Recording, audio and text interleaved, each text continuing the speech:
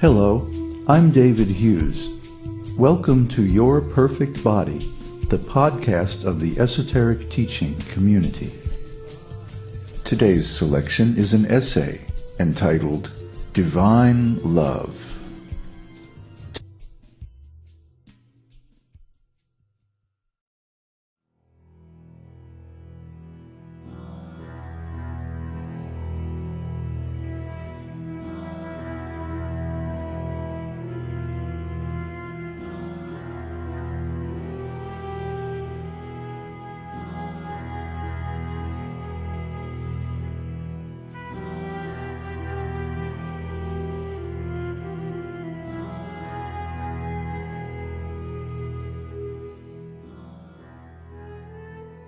Love.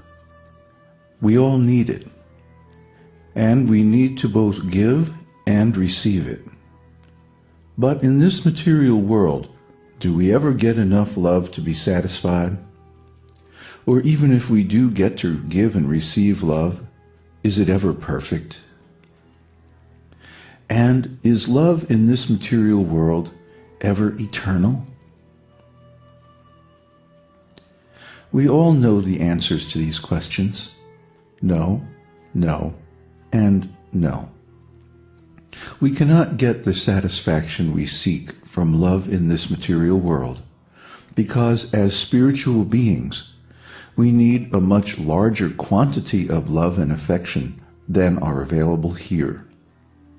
We want perfect love with a perfect person, and we want our love relationship to be eternal.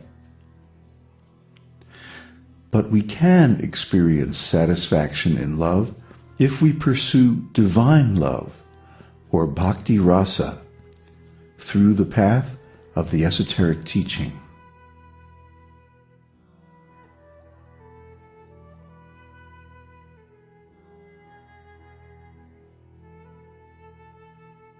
Every day, I am amazed by the beauty and overwhelmed by the magnitude of the unconditional love of Krishna for his devotees. And the opportunity to love and serve such a perfect person is precious because it gives priceless emotional satisfaction to the soul. This divine love is the result of long-term practice of the esoteric teaching.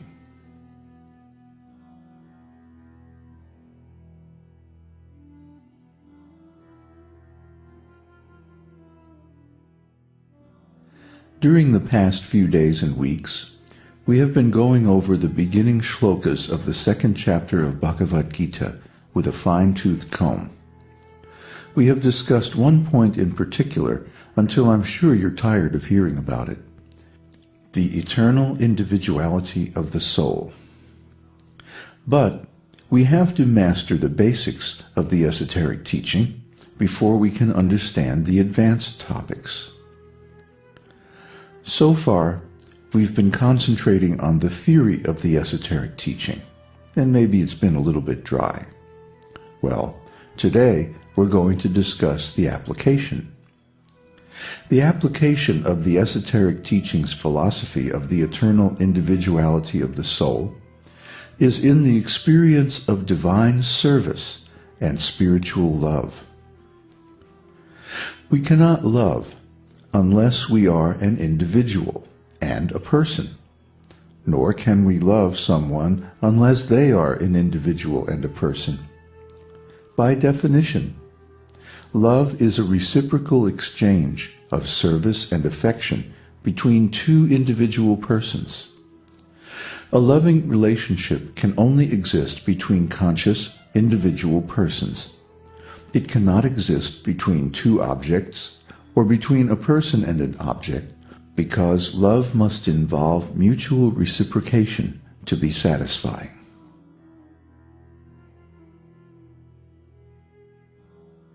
When we speak of divine love and spiritual service, this means an eternal, spiritual, reciprocal, loving relationship between two persons. Everything that is spiritual is eternal. So a spiritual love relationship is eternal and perfect. And the perfect object of love is Sri Krishna. He has all the good qualities in unlimited perfection and unlimited quantity. Krishna's wonderful spiritual character is that he reciprocates our love perfectly according to the mood or rasa in which we approach him. Ye yata mang prapadyante tangs tataiva bhajamyaham. All of them, as they surrender unto me, I reward accordingly. Bhagavad-gītā 4:11. There are 5 principal moods of service and love of Krishna: neutrality, servitorship, friendship, parenthood, and conjugal love. In neutrality, Shanta Rasa, we admire Krishna from afar, but we are not engaged in direct service to him. In servitorship, Dasya Rasa, we are directly engaged in Krishna's personal service. He is the master, and we are the servant. In friendship, Shakya Rasa, our service becomes more intimate, and we are on an equal level with the Lord.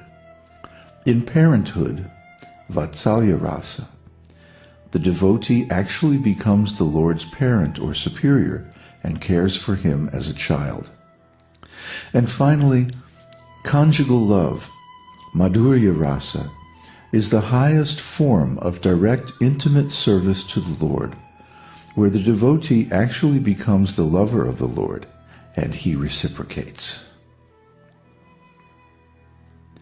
Conjugal love is the most exalted and advanced mood of spiritual service in love of Krishna, but all of them are equally glorious because they are completely spiritual and eternal. And each spirit soul already has an eternal relationship with Krishna in one of these 5 moods. The practices of the esoteric teaching, especially chanting the holy name of the Lord, remove the covering of material consciousness and false ego from the soul, allowing him to revive his original spiritual consciousness. At that time, the soul remembers his past relationship with Krishna, and it resumes as if nothing had happened. The master teacher will never tell you what your relationship with Krishna is, whether you are situated in the rasa of neutrality, servitorship, friendship, parenthood, or conjugal love. Why? When you come face to face with Krishna, you will know. Just like when you are presented with a big plate of sumptuous food, no one needs to tell you whether you have an appetite for it. Or when a young boy and a young girl come face to face, no one needs to tell them that they're attractive to one another. They just spontaneously know. Similarly, when you become self-realized, you will spontaneously know what your relationship with Krishna is. There's no need for any mechanical system or any artificial means of revealing it. It will spontaneously manifest as soon as you approach Krishna by study, service, and purification.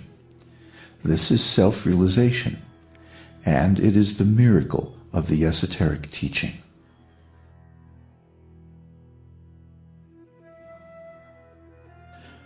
The stage of perfection is called trance, or samadhi, when one's mind is completely restrained from material mental activities by practice of yoga.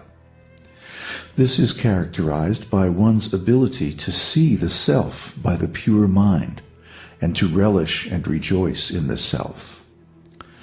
In that joyous state, one is situated in boundless transcendental happiness and enjoys himself through transcendental senses.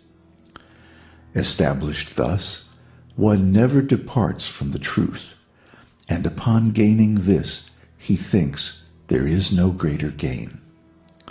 Being situated in such a position, one is never shaken, even in the midst of greatest difficulty.